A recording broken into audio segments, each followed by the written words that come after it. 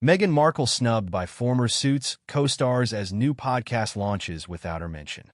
Meghan Markle just faced the ultimate Hollywood snub, as her former Suits co-stars, Patrick J. Adams and Sarah Rafferty, launched their new podcast sidebar.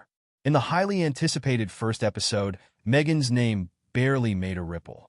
Instead, Adams and Rafferty reminisced about their time on set, and while you might think Meghan, the self-proclaimed queen bee of the Suits hive, would be front and center in these conversations, she was reduced to little more than a fleeting mention. What's shocking is how quickly things have changed. Just a few years ago, Adams was Meghan's loudest defender, championing her as an enthusiastic, kind, and joyful person. Now, he barely even mentioned her. It appears Meghan's former reputation as a collaborative, generous colleague might not hold up against the reality of working with her. And the tea doesn't stop there. A behind-the-scenes cameraman recently spilled details to the Daily Mail, painting a picture of Meghan as difficult, demanding, and even rude. The crew allegedly nicknamed her the princess because of her inflated sense of self-importance, a title that seems fitting considering she referred to Suits as my show multiple times. For someone who was sixth on the call sheet, this sense of entitlement stands out. Let's be real.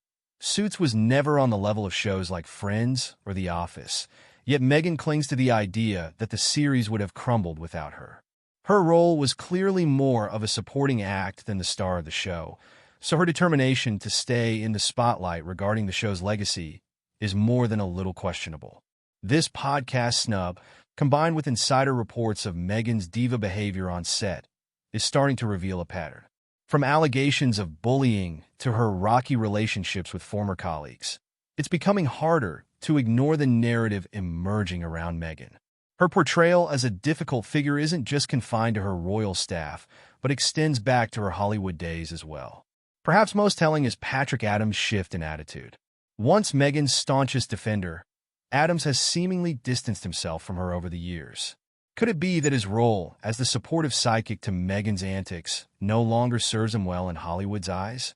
As his co-stars move on to podcasting success, Meghan seems to be grappling with a fading Hollywood status. The world is watching, and while Meghan once charmed some with her royal fairy tale, her past is catching up to her. It's hard to maintain the Duchess of Everything persona when the ghosts of your Suits days start whispering the truth. Will Meghan reflect on the reasons behind her soured relationships with former co-stars? Or will she continue to cling to the narrative she's crafted for herself?